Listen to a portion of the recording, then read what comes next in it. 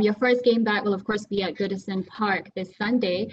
With the title race in the works as well, is there pressure going back, restarting with a derby, or do you think it's the reverse now because there are no fans in the stadium? That 12th player is almost not there anymore and sort of takes away the home advantage as well. No, I don't think so. I think anytime you play a derby, whether it's a behind closed doors friendly game, a training ground, or whether it's out both, they're playing for the fans, whether they're in the stadium or not, and we know how important and how much it means to them.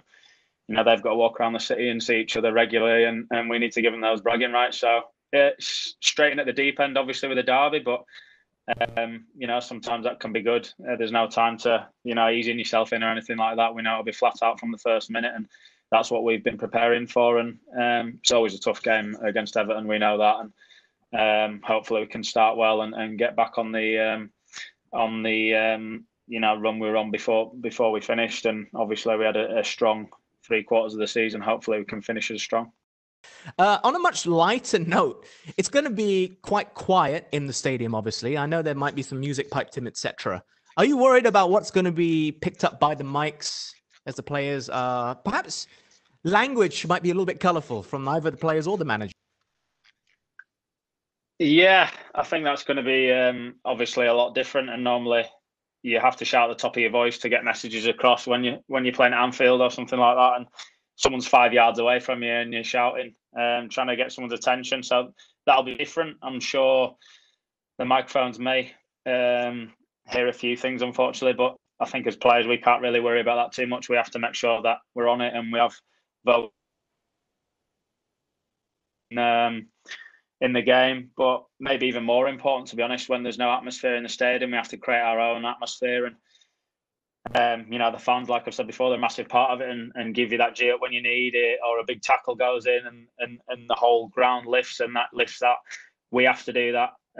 So maybe us being vocal is more important now than ever before. And we're lucky that we have leaders in the squad and, the managers. You'll probably do well to hear us over the manager anyway. I'm sure he's the one who'll be hearing most. So it's important that we're all like that together. But you can see, what the manager's like in terms of demanding from us, but, helping us. He wants to get involved in every header, every tackle. And,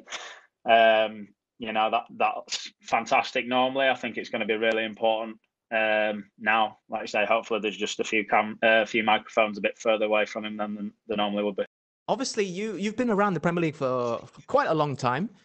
A very long time, as a matter of fact, about 18 years this come November. But what spurred you on to finally join social media in 2018?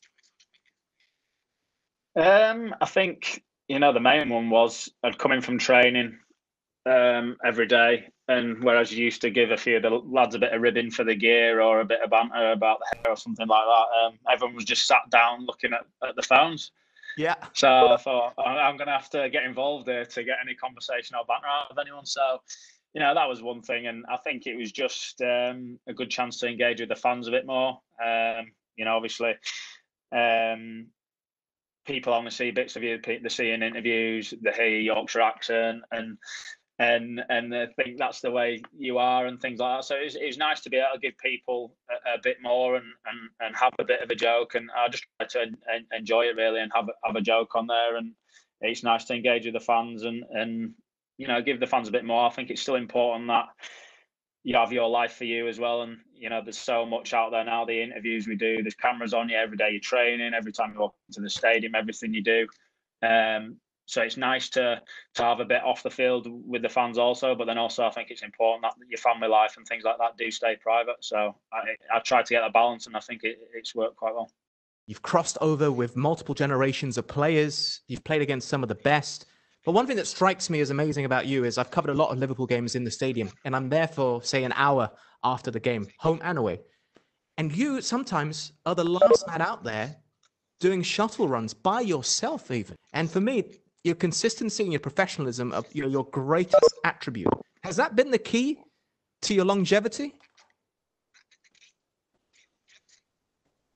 I think it's a bit of everything. I've been lucky that the way we're looked after has improved all the time. I think that side has changed so much since I've been a player. You know, some clubs didn't even have a fitness coach maybe when I started my career, and now you might have 3 or 4. The amount of physios, technology, the way things are looked at in terms of the diet. We have an incredible dietitian, Milner, at Liverpool. So I think everything's gone up, and people realising that these tiny little details at the level we're at, you know, 1% makes all the difference, and the amount of games and travelling, the recovery aspect is so important. So I've always just tried to try new things and try and work as hard as I can. And a few years ago, probably five years ago or so now, a coach was saying to me, you need to probably ease off in training, how much running and things you do, because it'll help your longevity. And I thought about it, and I sort of disagreed with him. I thought, I'm going to, you know, everybody will slow down and drop off slightly as they get to the end of the career. So my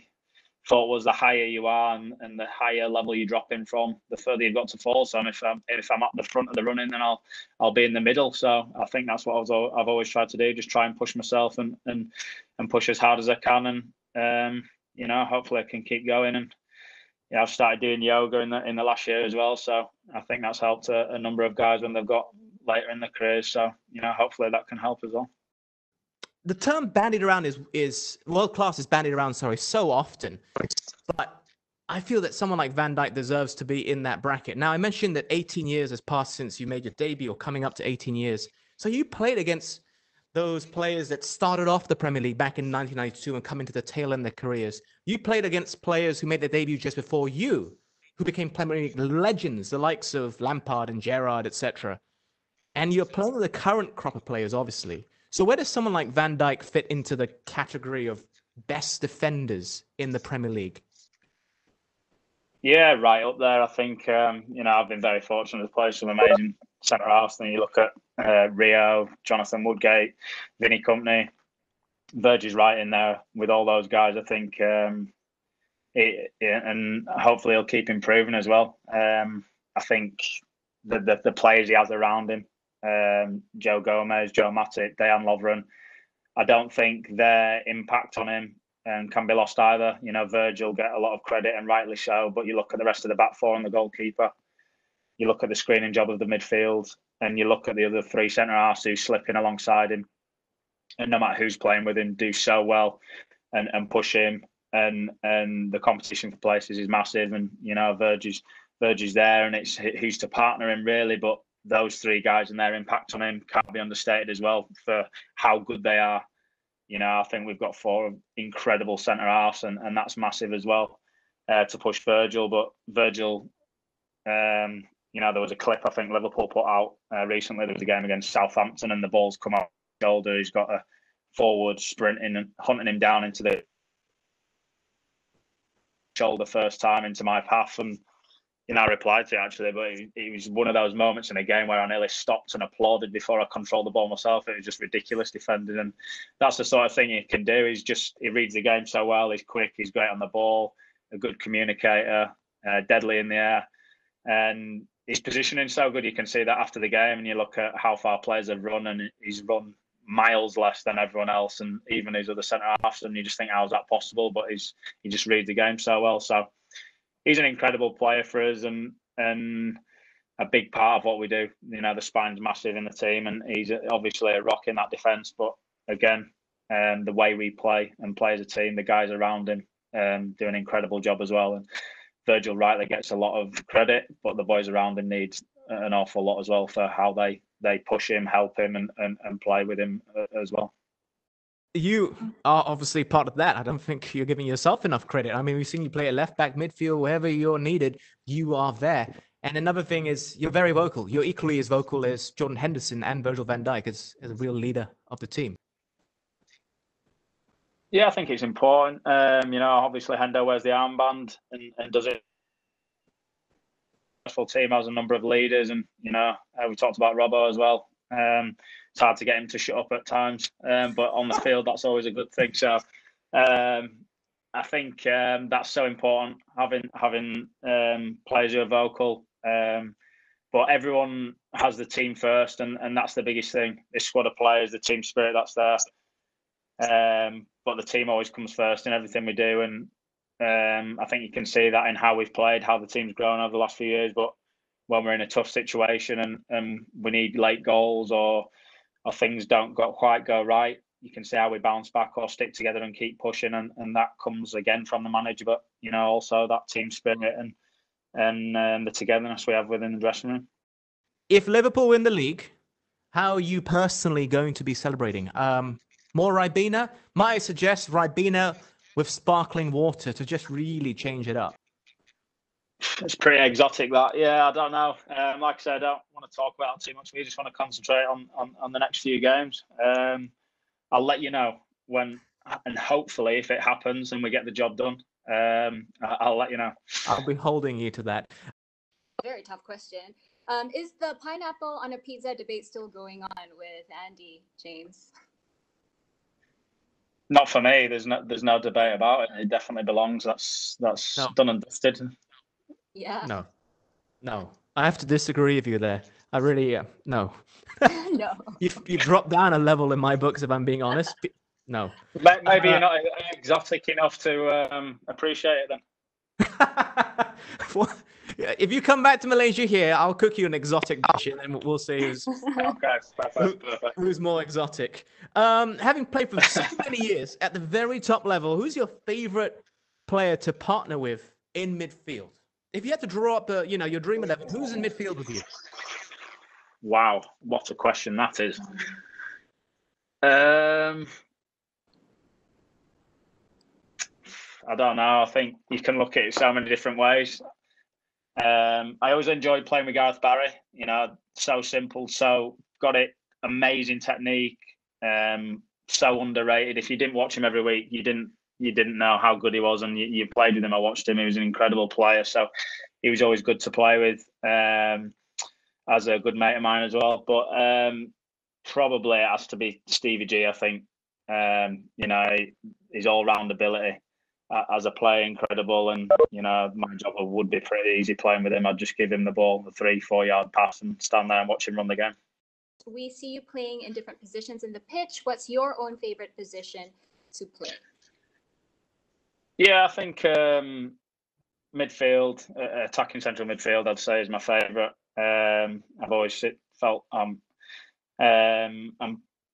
strengthen the creative side, creating goals and making those runs in behind and using my engine that way, but still being able to get back in.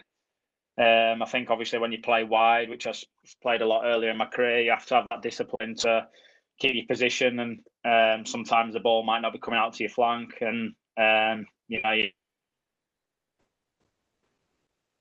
can impact a game if things aren't going your way. You can try to take it by the scruff of the neck and get involved, whereas out wide sometimes you've got to keep that discipline a bit more.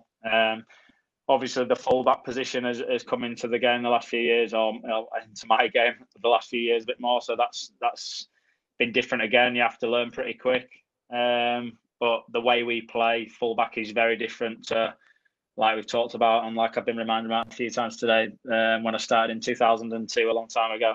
The fullback position is a lot different now to then, and how we play it. So, a lot of the time you're more like a winger, and obviously it always helps when you've got someone like Virgil behind you to help you as well. So, it's been different and a learning curve, but it's a big position in how we play. So you can still influence the game a lot from the fullback positions, as you can see how good Trent and Robbo are, and the praise they have rightly got over the last year or so for how good they've been. And they're a massive part of how we play, and the amount of assists they get and chances they create. They're a big part of everything we do.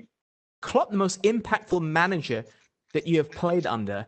And we're going to tab it on to another question who asks, if you decide to be a manager, which manager will have the most impact on how you manage a team? Yeah, I think I've been lucky to work with a lot of very good managers over the years. And I think obviously the current one has to be right up there with the best. But you go back to the start of my career, and Terry Venables, who gave me my debut, someone like Sir Bobby Robson, who then signed me. Incredible managers, and learned a lot in a short space of time from that age and from them. But I think Jurgen, how he goes about things. Like I've said before, his training's very different to anything I've experienced before. You always have to be switched on. There's no session that you can freewheel through and not really be concentrating, just get on with it. I've been doing this a long time, so just crack on. There's no session where you can't be 100% concentrated, because if you're not, you're the one who's going to mess up or do something you shouldn't be, and it's all on you, and you break down the whole session. So everything is around reacting, being switched on, and the next situation, and that then goes into the game, obviously winning the ball back as soon as you lose it and switching that mindset straight away. So the current gaffer definitely has to be up there in terms of everything, in terms of training, his strength, and the sort of person he is as well, how he reacts with the players, and the team spirit, and he's done so much for the charity and the foundation that I have, and supporting that, and everything that's important to the players is important to him. So he's been massive. In terms of myself, I think, like I said before, I've been fortunate to work under a lot of managers, a lot of very, very good ones, and some shockers as well. So I think it's important that you, like I have as a player, you always look at games, you always look at the players. What do they do well? What can I learn from and put into my own game? And what do they not do well? What can I learn from their mistakes? And it'd be the same as a manager. I think you can learn as much from a bad manager sometimes, because I wouldn't.